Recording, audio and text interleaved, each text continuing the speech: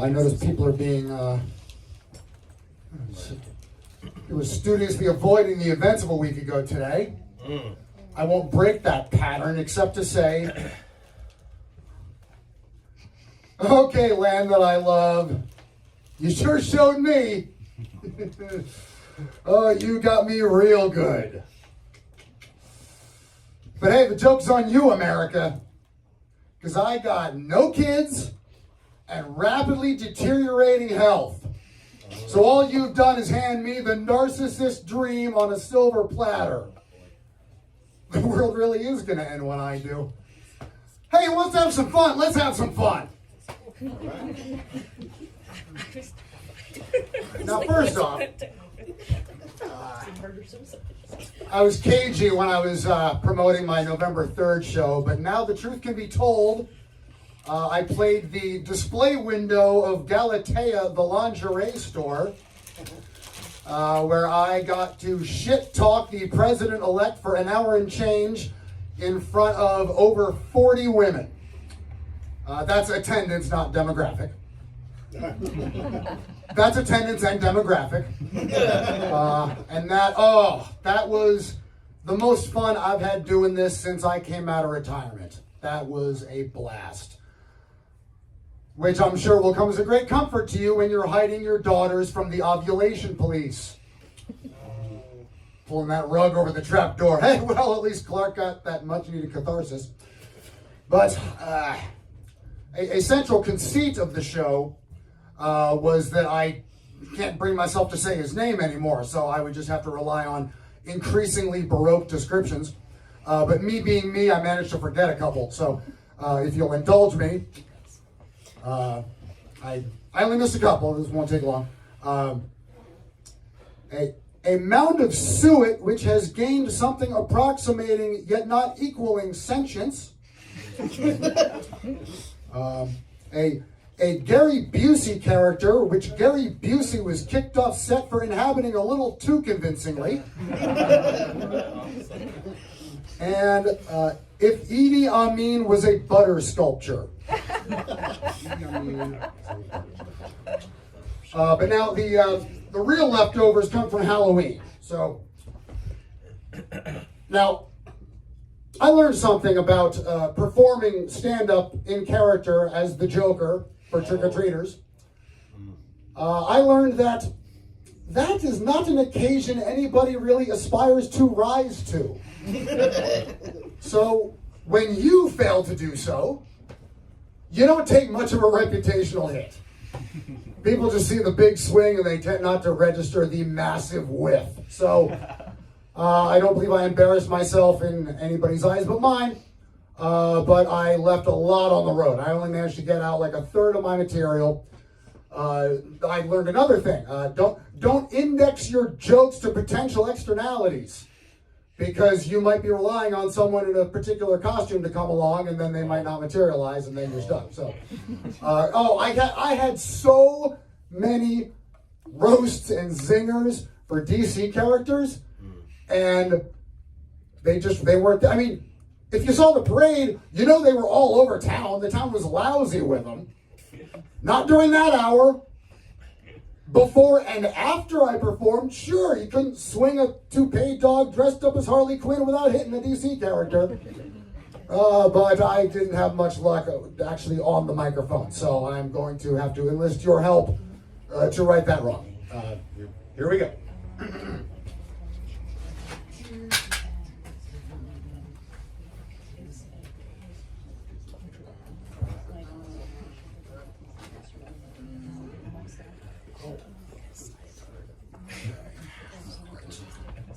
Paul, I'm going to need you to... I'll know who Paul is here. Ready? One. Okay. I'm going to need an Aquaman. Alex. You'll be a good Aquaman. And, Eric, if you wouldn't mind donning the Riddler hat.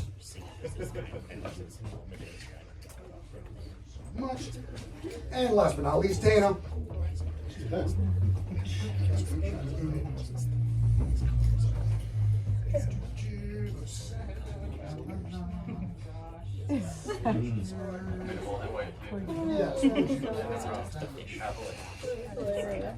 You know, when I said a couple of minutes, I might have been lowballing.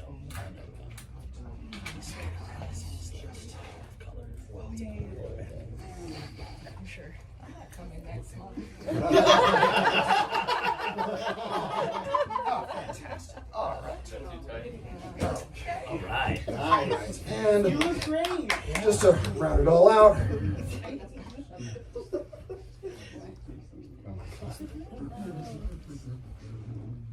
Oh, Lord.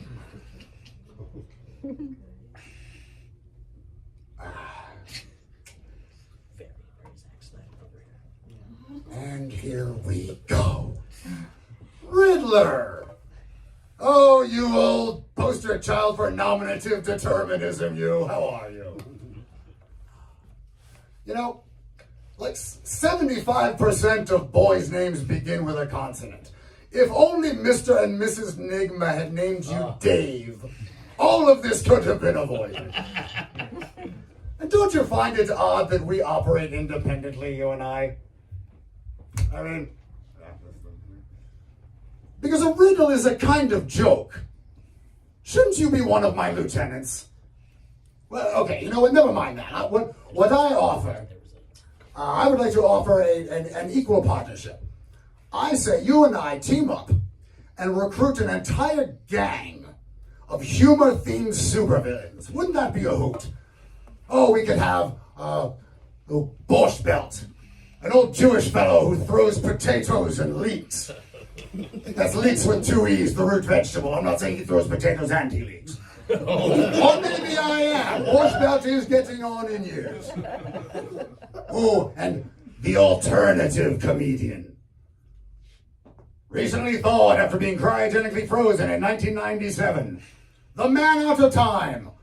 Or maybe the Janine Garofalo out of time, but probably a man. Yes. Only the alternative comedian can make skin-tight spandex look disheveled. His superpower? Cutting sarcasm. Hey man, I bet not handing over the keys to that armored car will work out real well for you. Good luck with that. And the female comedian. Oh, calculating, merciless, deadly. She wasn't always like this. When she was younger, she wouldn't hurt a fly, but just the constant harassment from venue owners and audience members and even her peers has left her heart cold. And we all know the second she gets an ounce of power over her career, she's just going to be labeled difficult. Might as well lean into it. And rounding out the team, Carrot Top. My stars! Is that Jason Momoa? Sidebar. This would be amusing because I would be mistaking a small child for a slab of grade A beefcake. Aquaman! I'm so happy to see you finally getting the respect you deserve. Thank you. And don't take this the wrong way, but you were a joke when I was growing up. Which I never bought into. People would say to me, Aquaman, isn't that the guy who talks to fish? And I was like, well, I mean, first off, he has super strength and super speed. I mean, he's rather formidable without all that. Add to which, I would think that having a psychic rapport with a large percentage of the Earth's biomass might come in handy. Call me crazy, everyone does. I mean, I'm sure there are some situations in which being friends with Architeuthis doesn't necessarily confer an advantage. But I imagine it rarely hurts, to be friends with a giant squid. And this Prince of Atlantis, who is his arch nemesis? A scuba diver. Yeah. An ex-Navy frogman, I believe. Don't get excited, that's just what they call them. It's not like he has his own flippers.